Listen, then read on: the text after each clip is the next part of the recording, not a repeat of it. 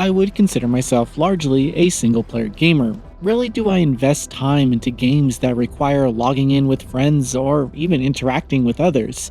This hasn't always been the case, though. I remember having a great time growing up with split-screen racing games and Dynasty Warriors. But outside of a few indie initiatives, the co-op market is largely relegated to online experiences, with many developers removing local co-op altogether. Developer Hazelight Studios has constantly pushed back against this trend by creating games that require a second player to progress, which is also in their newest title, Split Fiction. And perhaps the most insane marketing feature ever, similar to It Takes Two, if you buy the game, you can share it with a friend to play for free. But I digress. Split Fiction may share the same co-op foundation as Hazelight's previous games, yet its focus on friendship and overcoming wild challenges allows it to stand out significantly in the space the studio now dominates. Where are we? I think this is my story. What the hell is going on? Yep, this is definitely my story. Split Fiction opens with two unpublished writers, Mia and Zoe, following the instructions for an unusual publishing opportunity. Though they don't know each other, both dream of one day becoming published authors. You and me both, sisters. Anyway, upon arriving at Radar Publishing, things get a little weird.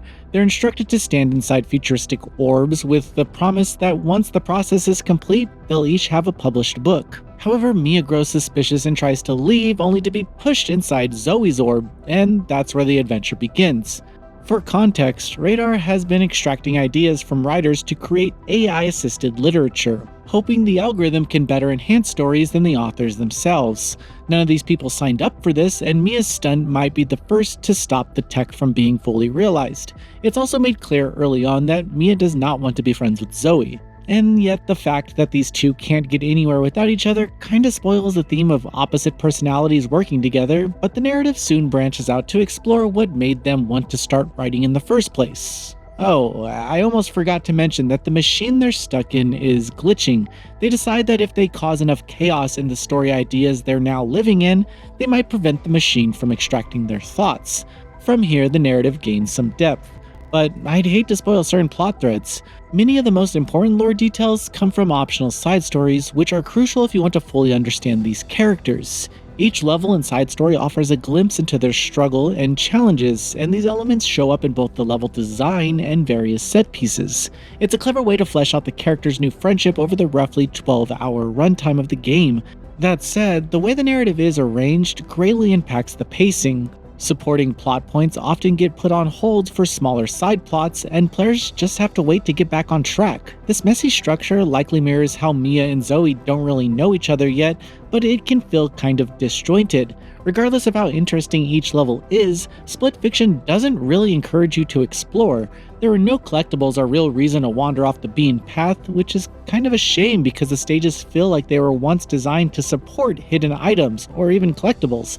Each level is fairly large, but still mostly linear, mixing platforming, puzzles, and teamwork elements that require cooperative play to progress. Further, each level boasts several unique gimmicks that keep the gameplay fresh. This game is probably best for players who thrive on constant change, given how often it switches genres.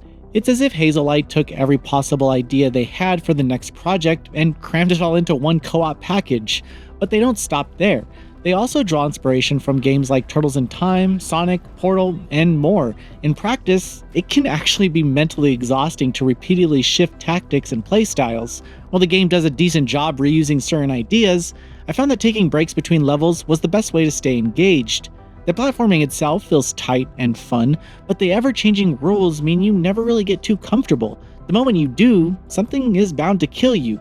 Luckily, checkpoints are never far away. Sometimes you have to mash a button to revive, but failing puzzles happens quite often, and I actually enjoyed those moments the most. I stopped rushing through stages, partially to avoid trial and error situations, because simply taking a moment to examine a room usually reveals what's needed to be done to progress. Plus, the forced communication to solve puzzles together was actually incredibly fun for me. As I mentioned, Split Fiction can be quite challenging. It's tough to actually point out every skill check because the game tosses so many different genres your way, but each stage has its moments. I enjoyed the steady difficulty curve, though players accustomed to the more straightforward platforming in It Takes Two might not appreciate this game's more methodical and mature co op design. Still, don't let that scare you off. While the themes can be heavy, the game knows how to have fun with references and side stories, and I'm sure you've seen the pigs. Split Fiction's biggest flaw is that it often feels unfocused. I understand that might be its intentions within the gameplay, but overall the narrative and its plot devices come off as heavy-handed. The epic ending makes the entire journey feel worthwhile, but getting there involves some of the dullest dialogue scenes imaginable. The characters' relationships is well developed, yet it feels like the scenario writing is intentionally bland just to make the conclusion more impactful. Playing with a friend can also be tricky because it's hard to pay attention when you're both making jokes about how boring the on-screen drama is. Although everything ties together eventually, the path leading there is kind of a slog. Co-op fans are the real winners here, because the cooperative gameplay is imaginative, challenging, and incredibly fun. The level design brims with charm, and various gimmicks encourage creative solutions. Not everything is spelled out, and the game switches genres again just when you get comfortable. Regardless of the minor complaints, I can't deny that playing this game with friends is some of the most fun that I've had in a while. I'd really like to see more co-op games like this, or at least more developers include local co-op. Yes, I'm looking at you, Armored Core 6. But Hazelight has effectively laid the groundwork for countless co-op titles, giving other developers a solid springboard to run with. Unfortunately, the same frantic approach also hurts Split Fiction, as it rarely has time to let each mechanic fully evolve before it moves on. Ultimately, Split Fiction shows us that we're capable of doing difficult things even with total strangers. The differences that divide us stop mattering when a spinning saw or laser is headed your way. While the narrative can be overdramatic and unfocused, it does pull everything together in the end. The constant jumps across genres are brilliant on paper but can feel exhausting over multiple hours of play. Still, this is undeniably a fun experience. It may not deliver the same emotional impact as It Takes Two, yet it caters to the more hardcore crowd with something a little different. Though, sometimes it can be pretty challenging. Noisy Pixel is giving Split Fiction an 8 out of 10. Thanks for watching. This video is brought to you by our supporters on Patreon. Noisy Pixel is run by a group of gamers providing independent gaming coverage through news, reviews, previews, and more. Check out our Patreon to help support our continued growth, and subscribe to keep up with all our future content.